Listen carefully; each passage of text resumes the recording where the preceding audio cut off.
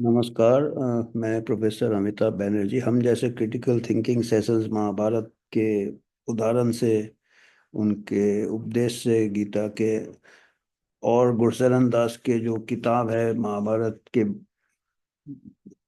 बुनियाद बना के उन्होंने लिखा है, जो आजकल आज के समय में भी वैसे ये देखने को मिलते हैं। वैसे ईर्ष्या, वैसे लालच, वैसे त्याग सब देखने को मिलता है। और उन्होंने एक तरफ महाभारत का उदाहरण दिया, एक तरफ हमारे आज के जमाने में क्या हो रहा है।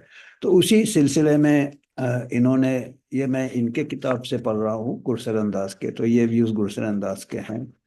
तो उसमें इन्होंने कर्म योगी वॉज माई फादर। कौन थे कर्म योगी फादर? कौन? ये अनिल अंबानी कह रहे हैं अपने पिताजी के बारे में, धीरू भाई अंबानी। आपको मालूम है कि अनिल अंबानी और मुकेश अंबानी दोनों धीरूभाई अंबानी के लड़के थे। और उनमें भी ऐसे इन्होंने एक प्रकार से तुलना किया है कि महाभारत में जैसे ऐसे हो जाते हैं अपने ही फैमिली मेंबर्स में, ईर्ष्या चालू हो जाता है, ये चालू हो जाता, तो ये अंबानी इनसे फैमिली से इन्होंने एग्जाम्पल लिया है। इन्होंने फिर एक लेख का जिक्र किया है, दिसंबर 2004। अनिल अंबानी अनिल अंबानी जिनके बारे में उन्होंने पहले जिक्र किया था, उन्होंने कृष्णा का आइडिया, गीता का जो ये है निष्कामा कर्मा, अनिल अंबानी ने लिखा था एक कॉलम अपने बड़े भाई के मुकेश अंबानी के ऊपर आलोचना करते हुए। उन्होंने निष्कामा कर्मा का उदाहरण दिया, कृष्णा के आदेश जो है, in the thick of the struggle. इन दोनों में जो, आप लोगों को भी मालूम होगा, आपस में थोड़ा कन्फ्लिक्ट हो गया था अनिल अंबानी और मुकेश अंबानी में।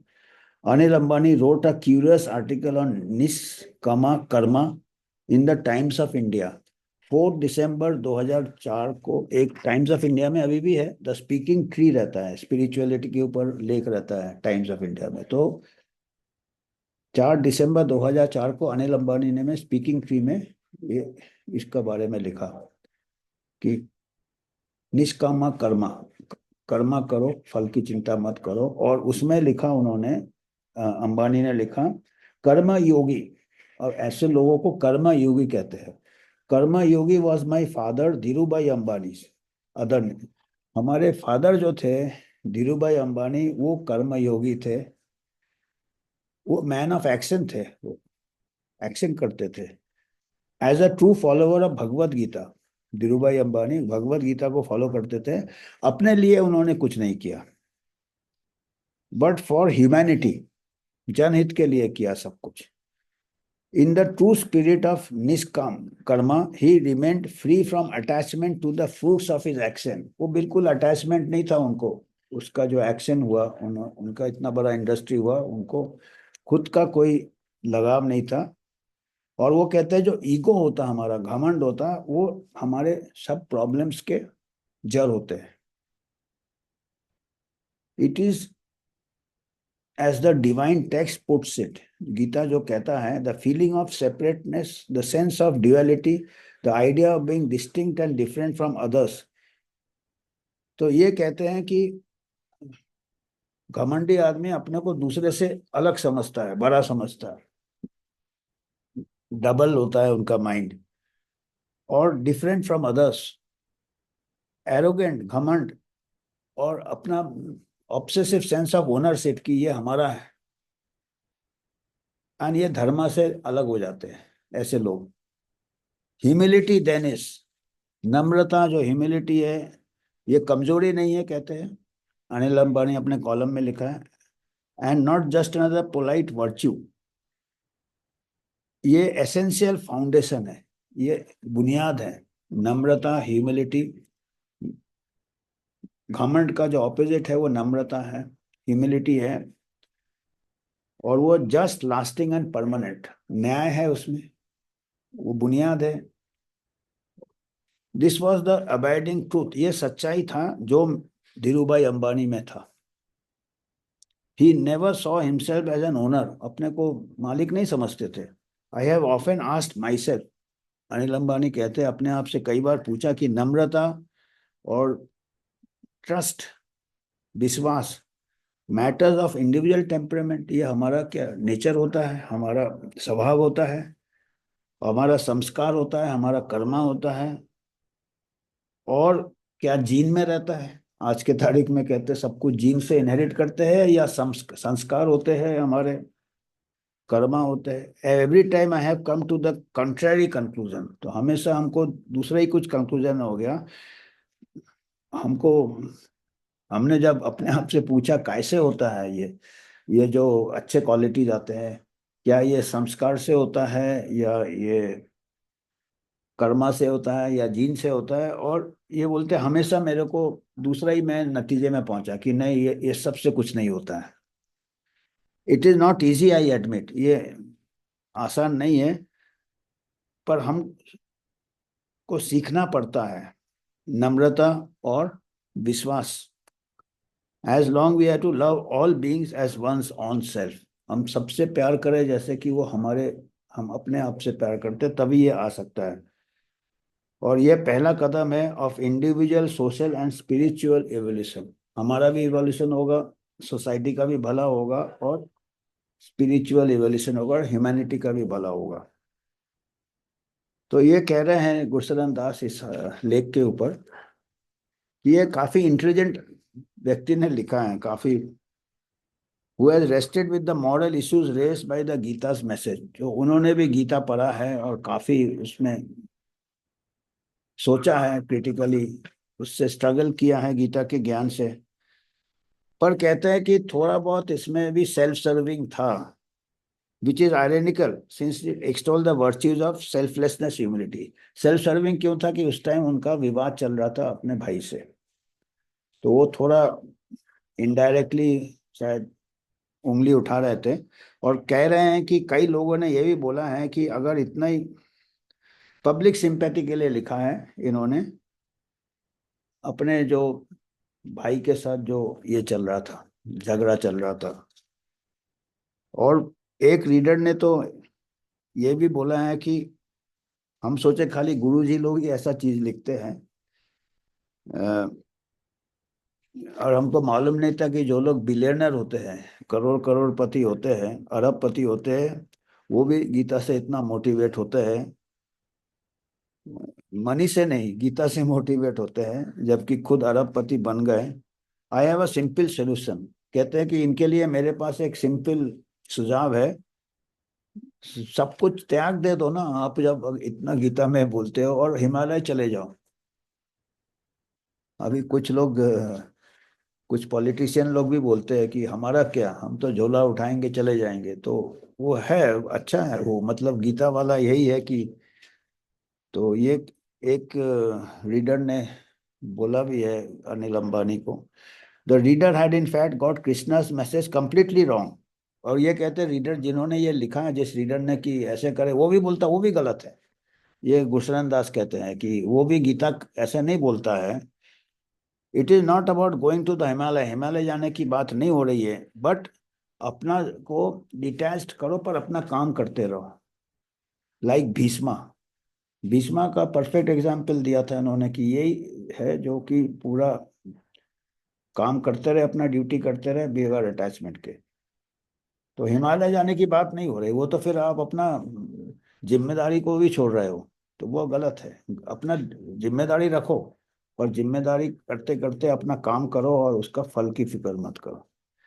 तो अनिल अंबानी को अगर विश्वास करें, ये कहते हैं Gurcharan Das, he and his father's ambition was for success of the enterprise.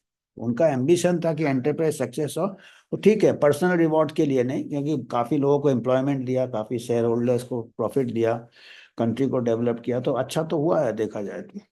If one accepts this self-serving characterization of Anil's part, it does point to the same weakness in the concept of niskama karma that Hegel had pointed out. अभी Hegel ने बोला था कि ये निष्काम कर्मा में भी बुराई भी हो सकता है, क्योंकि वो जो जर्मन जनरल ने भी ऐसे ही फॉलो किया, काफी लोगों को कत्ल हो गया ज्यूस का, पर इसमें अच्छा भी हो गया, ये भी देखो आप। तो आप बिल्कुल अलग नहीं हो सकते अपने फल आउटकम से। One can be intent on the act, अपना काम कर सकते हो, अपना बिजनेस कर सकते हो, एंटरप्राइज बढ़ा सकते हो, जैसे अंबानी ने किया। अपने को फल से मतलब नहीं है। पर ऐसा है कि कुछ लोगों को भला भी हुआ, पर कई कॉम्पिटिटर्स को भी तो नुकसान पहुंच गया ना। Break loss, bright people as the Ambanis had done, ये कह रहे भाई कल गुरशरण दास का है। मैं भाई बड़े लोग हैं ये। Selflessness does not necessarily make a moral person, ये कह रहे हैं कि खाली निस्वार्थ से ही आदमी मॉडल नहीं हो जाता है। अपने लिए नहीं किया है, पर एंटरप्राइज बढ़ाने के लिए किया, पर इसमें कईयों को ब्राइब देना पड़ा, कईयों के दूसरे के कॉम्पिटिटर्स के बिजनेस डिस्ट्रॉय करना पड़ा, ये सब तो मतलब डिफिकल्टी ऑफ बीइंग गुड है, देखा जाए तो बहुत मुश्किल है। महात्मा गांधी का दिया है उन्होंने, महात्मा गांधी का तो उनको कोई ये नहीं था, अपना काम करते गए। और सोनिया गांधी का भी आ गया इसमें, सोनिया गांधी एक कर्म योगी, क्या वो कर्म योगी थे? Human beings admire selflessness, we are taught to respect those who are selfless in the action, जो लोग स्वार्थ नहीं है, निस्वार्थ है, उनको हम इज्जत करते हैं। और हम इसको मॉरल समझते हैं कि ये सिद्धांत वाले हैं।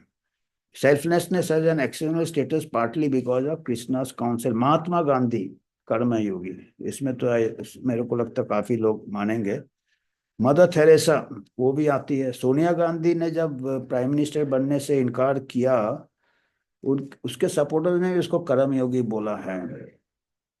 पर ये कहते हैं कि ये प्रैक्टिकल है क्या पब्लिक लाइफ में? Like most young person in the mid 20th century, ये कहते हैं जब ये यंग थे, ये थोड़े सोशलिस्ट थे, कम्युनिस्ट थिंकिंग था गुरशरण दास का। कहते हैं सब यंग लोगों को ऐसे आइडियलिज्म होता है कि भाई कम्युनिज्म में सबका भला सोचना है, कोई ऊंच नीच नहीं होगा, ये इन्होंने बहुत अच्छे से दिया है। और इनके जो अंकल थे सतपाल दंग, और इनकी कश्मीरी वाइफ उनकी अंकल के विमला, उन्होंने अपना कई मटेरियल त्याग दिया था।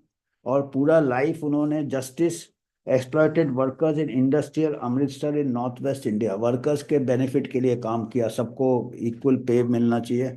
सम of my professors were Marxist, इनके प्रोफेसर्स भी मार्क्सिस्ट थे। And they inspired the students to selflessly go and change the world. A few of my friends did become social activist, socialist activists। तो Marxism के बारे में बात किया कि ये भी एक आइडियलिज्म आया था एक जमाने में। बिल्कुल गीता के इससे आया था कि भाई सबका अपना काम करो, उसकी फल की चिंता नहीं करो, भाई हमको अपना प्राइवेट प्रॉपर्टी नहीं चाहिए और ओनरशिप नहीं चाहिए, भाई हम भला कर रहे हैं, हम ग्रीड नहीं है। ये मार्क्सिज्म का भी इसी तरफ जा रहा है। पर उन्होंने कहा कि ये जो लव अफेयर था मार्क्सिज्म से, जब उसने देखा कि poor Nations like India could not become prosperous via the selfless ideals of Marxism, Marxism के आदर्श से नेशन ग्रो नहीं होता है। ये एग्जाम्पल दे रहे हो। हम सोचते हैं कैपिटलिज्म में ही सब इविल है, पर कैपिटलिज्म में इविल के साथ ग्रोथ भी काफी हुआ, काफी स्टैंडर्ड ऑफ लिविंग बढ़ गया। मार्क्सिज्म से वो नहीं देखा है, ये बता रहे हैं। नारायण मूर्ति का भी मैंने पढ़ा था, वो भी यंग एज में उनका भी था, पर उनका भी बाद में। I concluded that its ideal of equality, Marxism में सब इक्वल होना चाहिए, कोई ऊंच नीच नहीं होना चाहिए। बिकॉज ऑफ अहंकार, वो प्रैक्टिकल नहीं है। अहंकार आ जाता है, आई मेकर, आई मेकर आ जाता है। ईगो, ईगो छोटा नहीं होगा आपका, घमंड नहीं छोटा होगा जितना कि मार्क्सिज्म चाहता है।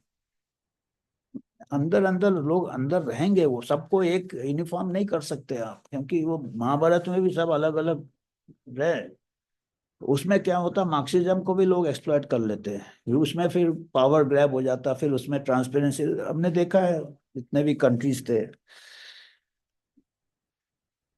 तो उन्होंने ये भी देखा कि जो जो कंट्रीज ने सोशलिज्म फॉलो किया उनका पर कैपिटा इनकम रेज नहीं हुआ। इंडस्ट्रियल रेवोल्यूशन पहले आया वेस्ट में, जिससे कि बहुत प्रॉस्पेरिटी आ गया है, लोगों का क्वालिटी ऑफ लाइफ बढ़ गया। और ये फार ईस्ट में भी हुआ 1960 1990 में। And the transformation is now going on in China और India beginning of the 21st century. ये पहले का लिखा हुआ है। तो चाइना में भी, जो कि सोशलिस्ट मार्क्सिज्म वगैरह जो भी आप कह लो, थोड़ा कॉम्प्लिकेटेड ही है ये सब चीजें। मेरा तो इसमें बहुत कम ज्ञान है। ये 2012 को लिखा था और कहा था कि ये इंडिया में भी आ रहे हैं अभी। Nations have gradually conquered poverty, turned middle class, not through selflessness. निस्वार्थ से नहीं वो पॉवर्टी दूर हुआ है या मिडिल क्लास नहीं हुए हैं, but through self interest of individuals. स्वार्थ से, इंटरेस्ट से इंडिविजुअल्स के। और मेहनत की उन्होंने, मार्केट प्लेस में मेहनत किए। Nations have grown prosperous, Nations GDP बढ़ गया। इंस्टीट्यूशंस जो अलाउ किया पावर ऑफ मॉडर्न टेक्नोलॉजी इस्तेमाल करने का, और उससे ग्रोथ हुआ। अभी देखिए हमारे टाइम जब ये था लाइसेंस परमिट राज, तो वो एक सीलिंग लगा था कि इससे ज्यादा आप प्रोड्यूस नहीं कर सकते, तो फिर कैसे कंट्री ग्रो होगा। इसीलिए तो धीरू भाई को थोड़ा करना पड़ा ना, शॉर्टकट मारना पड़ा। उस टाइम वो ऊपर हुए थे। अब वो देखिए महाभारत में भी जीतने के लिए थोड़ा खोट करना पड़ा। तो वो देखा जाए तो उससे भी हम एग्जाम्पल ले सकते कि कुछ चीजें होती है जो, और कुछ चीजें प्रैक्टिकल होते हैं, कुछ चीजें। Among this institutions were law and order improve हुआ, stable governance and property rights. Property rights से ही लोगों को इंसेंटिव हुआ कि करेंगे, हमको रिवॉर्ड मिलेगा, फिर बढ़ेंगे, तो कंट्री डेवलप हुआ ना। अभी सब हाथ पे हाथ धर के बैठ जाते हैं कि हमको तो नहीं चाहिए कुछ, तो फिर वो कंट्री ग्रो नहीं होता। ये कह रहे हैं, ये प्रैक्टिकल चीजें बता रहा है मार्क्सिज्म का जो कमी है। Growth of trade markets and entrepreneurship. These liberal institutions presume that citizens will act on the basis of self-interest. Actually, citizen self-interest के लिए ही काम करते हैं भाई, rather than through selfless acts of heroism. वो भीष्मा बहुत कम ही होते हैं।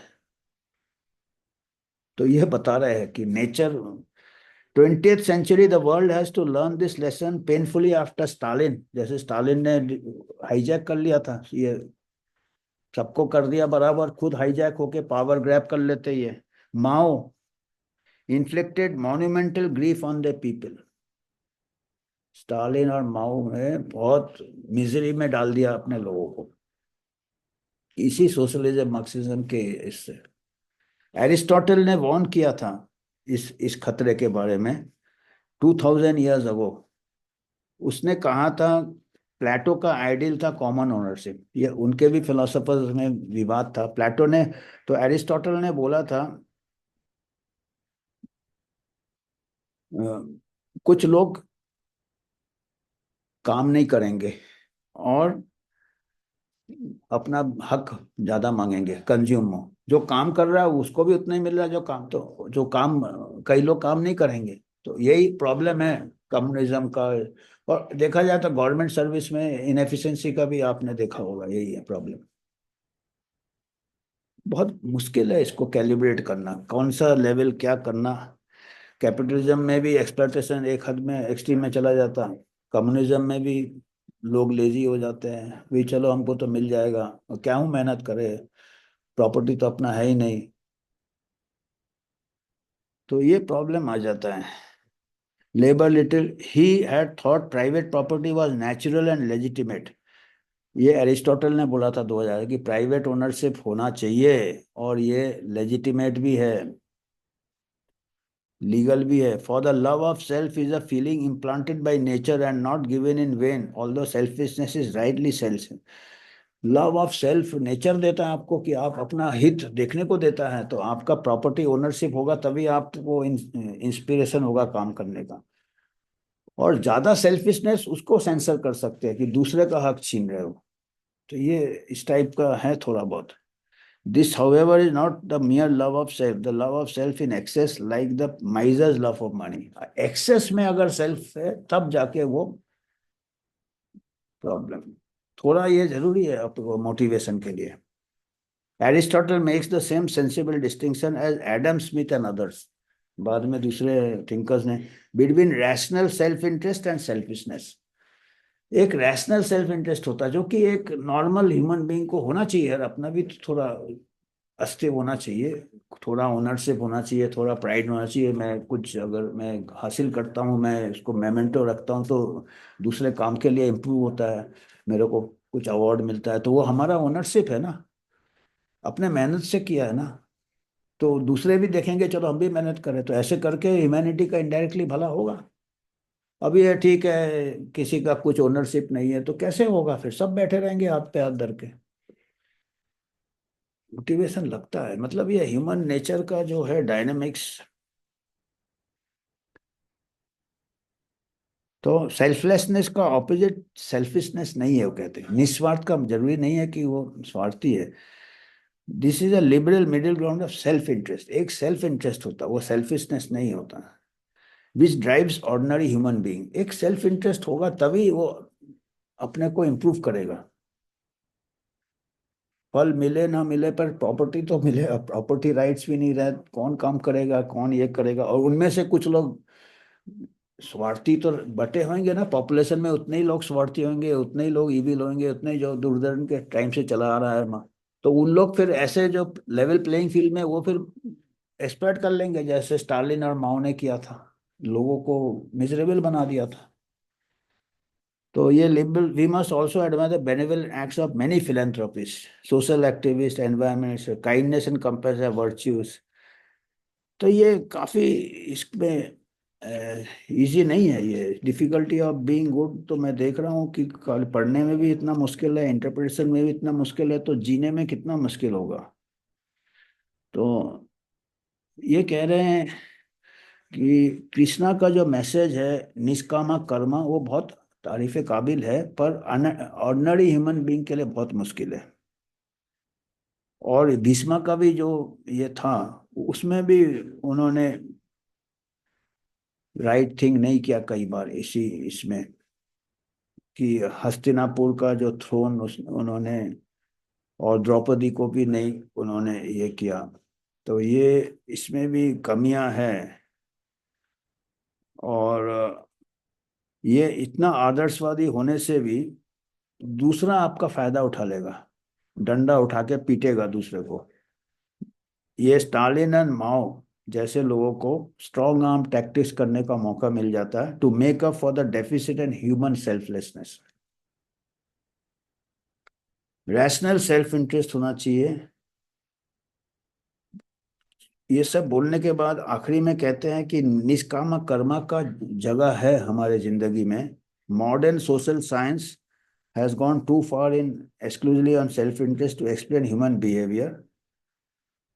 और reading the Gita turned out to be corrective a dharma game theorist. वो एक गेम थ्योरी है, हमने पहले बात किया था कि जब देखेंगे कि हम अगर भला करेंगे अगला भी हमारे साथ भला करेगा, ये प्रिजनर्स डिलीमा ये दिया है दोनों का। उससे आदमी अपना बिहेवियर को रोकता है या संतुलन में रखता है अपना स्वार्थ। कि आज हमारा कोई दुकान में गए, उसने हमको घटिया चीज दे दिया है अपने प्रॉफिट के लिए, अगले बार हम उसके दुकान में नहीं जाएंगे। तो इसीलिए दुकानदार को समझ है इतना, जब देखता है उसके ग्राहक, इसीलिए वो अच्छा क्वालिटी देता है, तो वो भी अच्छा क्वालिटी देता है, उसको भी फायदा, उसका बिजनेस और बढ़ जाता है, वर्ड ऑफ माउथ, हम भी उसके पास जाते हैं। तो इसको कहते हैं गेम थ्योरी। बहुत बहुत सिंपल तरीके से मैंने समझाया है। तो इन्होंने भी गेम थ्योरी का इसमें दिया है। तो ये काफी कॉम्प्लेक्स है, मैं कोशिश कर रहा हूँ जितना सिंपल वे में खुद समझूं पहले, फिर अगले को समझा पाते हैं। तो आज के लिए हम यहीं रुकते हैं। धन्यवाद।